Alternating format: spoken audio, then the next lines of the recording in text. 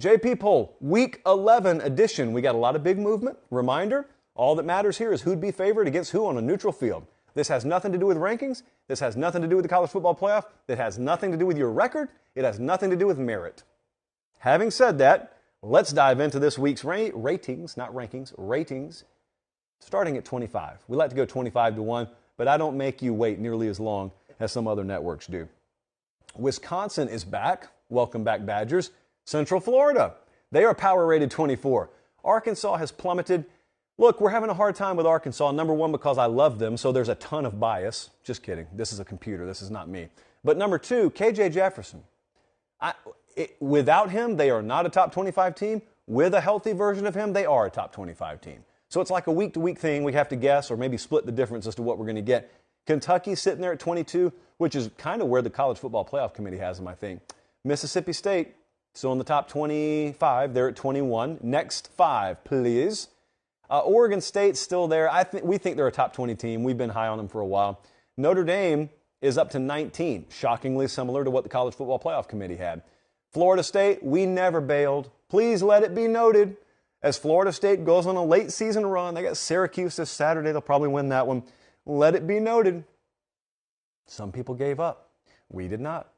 The model was very steadfast and faithful in the Knowles, and we got him at 18. Baylor has vaulted up to number 17. We have not punted on Baylor either. And there's UCLA, just kind of sneakily hanging out there in the mid-teens at number 16. They've got, I believe, Arizona Saturday, and then they've got some big games coming up later in the month. Top 15. What about Kansas State? Kansas State, what do you do with them? Well, there's this tendency this late in the year when a team loses a game to just want to throw them out. Well, you don't do that. You do the same thing after they lose you did before. You measure their data profile relative to all the other data profiles. And they lose a game, okay, well, they drop. They won a game the week before. We didn't vault them like a bunch of people did. We got Kansas State at 15, Ole Miss 14, Utah 13, TCU is 12, down a couple of spots. That has more to do with other teams rising. Clemson dropped 5 spots. Now, they're 11, and remember, this is about who would be favored. Who would be favored? Now, here's the disagreement. The model thinks that Clemson would be favored tomorrow against TCU on a neutral field. And I know a lot of you disagree with that. But I've been telling you for a while TCU would be a dog against several teams. They're a touchdown underdog against Texas. Texas has 3 losses. They're a touchdown dog to them.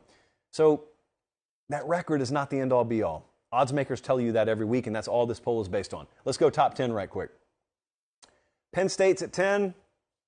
Their crime is they are not as good as Michigan or Penn State or Ohio State. Well, that only means you should be out of the top 25 if you lose several more games, because we've got them in the top 5. Both those teams are top 5 teams. So just because you're not able to beat them doesn't mean you couldn't beat TCU if we put them on a neutral field. LSU is at 9. I cannot believe that they have put together this string of play, but they have. USC is unchanged at 8. There's Texas again. I'm always going to get pushback on this because that's a 3-loss team in our top 10, and no matter how many times I tell you it's not about merit, you'll continue to say, how do you have them up there? Because they'd be favored against all these other teams. They just would.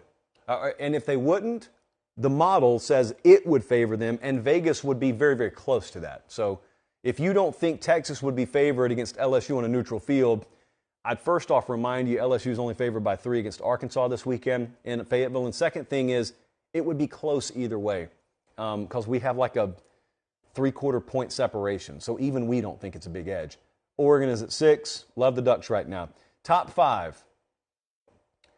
Alabama's not going to drop very far, guys, just because they'd still be favored over a lot of teams. We just now dropped them below Tennessee. And I don't necessarily know that they'd be a dog against Tennessee tomorrow. You saw what happened this past weekend, right? You saw them lose to LSU, right? And all Vegas did was open them as a double-digit favorite on the road again this week against Ole Miss. So my encouragement to you is if you think it's BS, bet Ole Miss, bet LSU, bet all these teams, make a bunch of money. But that's not what we're basing our numbers on. They're favored. That means we're right about that. Tennessee, number 4, Michigan, 3, Ohio State, 2, Georgia, 1, there is change. And that is, there's now a little bit of a gap between 1 and 2. There's a 4-point gap right now for us between Georgia and Ohio State.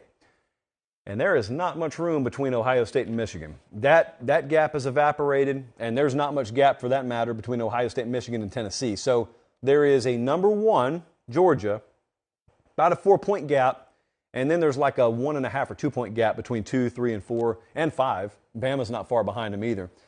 Again, just odds making. That's it. Thanks for watching, guys. Don't leave yet. Don't leave yet. Make sure you like the video and please subscribe to the channel. Not just for me, that's how we keep this entire thing free.